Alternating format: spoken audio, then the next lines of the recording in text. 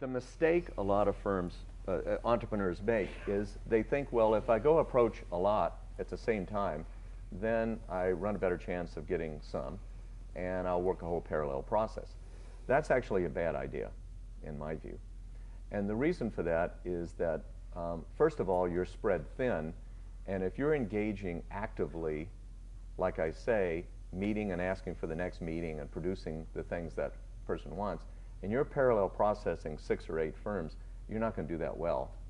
And the person on the other end who doesn't know you're talking to all those firms is going to see that you're not responsive and you're not engaging in the right way. They're going to feel a bad vibe. That's bad, because this is such an ambiguous process that at any point that venture capitalist could just say, doesn't feel right, I'm out of here. So I think what you ought to do is you ought to do a lot of homework first on the firms, fine, but really on the individual partners. Say, you know, if you want to start a company in molecular diagnostics, I'm the guy to go to, because that's my passion. If you want to start it, you know, in B2C commerce on the internet, then you want to figure out who that is at another firm. And then rank order who your favorites are, 1 through 10, and start with number 1. Go to your best number 1 choice first. It's like the story of the scientists who toil for years in the labs, but they never run the pivotal experiment because they don't want to know if it's going to succeed or fail or not. So they'll spend a long time doing that. You won't fail, it's just maybe you won't get your first choice, but if you do, then you're done. So I would go to the first 2 at the same time, first 1 or 2. If it's us, just come to us. But first 1 or 2, and then see how it goes.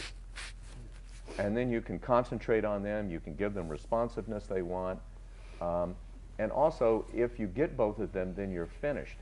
What some people do, entrepreneurs, startups, is they decide, well, why don't we kind of start in the middle with our preference is 4, 5, 6. Well, what if they commit?